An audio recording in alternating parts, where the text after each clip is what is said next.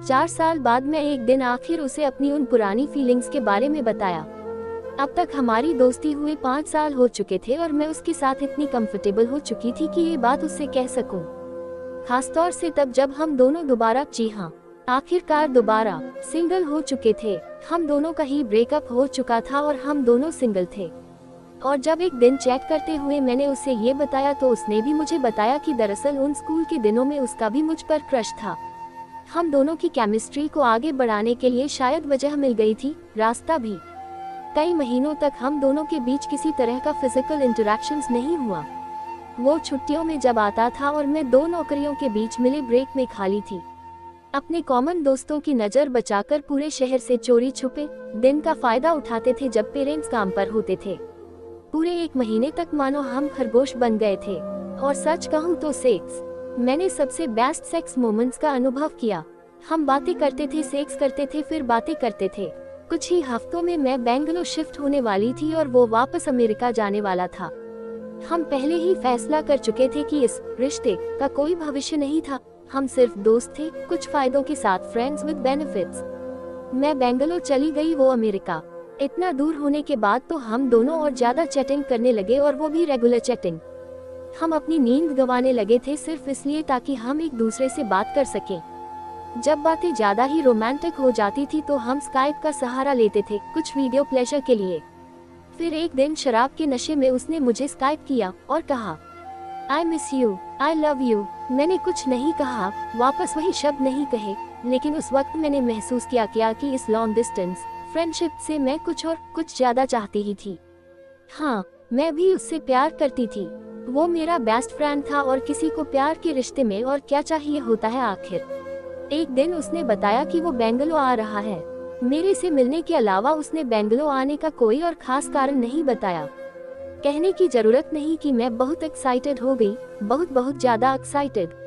क्योंकि चाहे कुछ भी हुआ हो, लेकिन मैं अब तक उसकी कही वो बात, वो 3 शब्द भुला नहीं पाई थी, आई लव यू। वो आया, हम एयरपोर्ट पर मिले।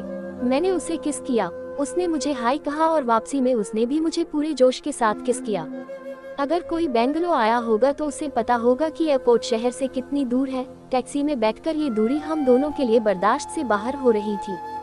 हम दोनों शरीफ बने रहने की पूरी कोशिश कर रहे थे, वरना पब्लिक में अश्लीलता फैलाने के लिए कहीं हम गिरफ्तार न हो जाएं। उप्स, मेरे घर पहुंचते ही हम दोनों सीधा बेडरूम में गए। न हमने डिनर किया, न ड्रिंक्स लिए, कुछ नहीं किया। हमने सब कुछ जल्दी शुरू कर दिया। उसने कपड़े उतारकर अपना बेलन मेरी चिड़िया में डाल दिया। उसका बेलन पहले से थोड़ा और बड़ा लग रहा था। शुरुआत में तो मैं डर गई और दर्द से कांपने लगी, पर बाद में मुझे भी बहुत मजा आने लगा। उसने पूरी रात मेरी चिड़िया की पिटाई की। हम दोनों पसीने में लथपथ हो गए। ये सब इतना मेहनत का काम है, मैंने सोचा नहीं था। बीच बीच में वो मेरी चिड़िया को जीभ से गीली करता और फिर शुरू हो जाता। रात भर में उसने मेरी चिड़िया के साथ 5 बार खेला। वो भी थक के चूर हो चुका था और मेरी भी हालत खराब हो गई थी। फिर मैंने कहा, चलो अब सो जाते हैं, कुछ अगली बार के लिए भी छोड़ दो। वो रात पूरी तरह से मदहोश करने वाली थी। बहुत सवेरे किसी वक्त मैंने उसके कानों में कहा, आई लव यू। क्या? उसने कहा। मैं कुछ हैरान सी हो गई। मैंने कहा कि मेरी फीलिंग्स उससे कहीं ज्यादा गहरी थी जितना मैंने सोचा था जब हमने आखिरी बार इस बारे में बात की थी। उसने मुझे बताया कि वो यहाँ मुझे यह बताने आया था कि अमेरिका में एक लड़की के लिए वो अब सीरियस हो रहा है, इसलिए हमारी दोस्ती अब सिर्फ बिना किसी फायदे के ही आगे चल सकती है। उसने कहा कि हालांकि वो मेरे लिए बहुत कुछ महसूस करता है, मैं उसे अच्छी लगती हूँ, मेरी तरफ उसका जबरदस्त सेक्सुअल अट्रैक्शन भी है, लेकिन यह सब कुछ शारीरिक तौर से ज्यादा कुछ नहीं।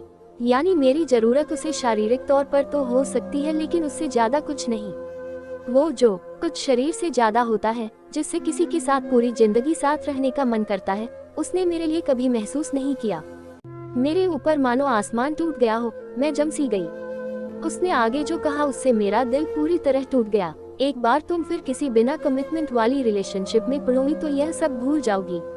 मुझे इतना तेज गुस्सा आया, माना कि वो मेरे लिए इमोशनली कुछ भी महसूस नहीं करता था, लेकिन हम इतने सालों से अच्छे दोस्त थे। बेड पर जाने से पहले हम दोस्त थे ना। मैं कितने सख्त दिल इंसान से प्यार कर बैठी थी। क्या उसने कुछ भी नहीं सोचा ये सब बोलने से पहले कि मुझे कैसा लगेगा? हम दोनों इस सब से बाहर निकल जाएंगे, उसने कहा, और मुझे ऐसे गले लगाया जैसे जानता ही न हो। एक अजनबी की तरह, और हम हमेशा दोस्त रहेंगे, है ना? मैंने हाँ में सिर हिलाया और उसके मुंह पर दरवाजा बंद कर दिया।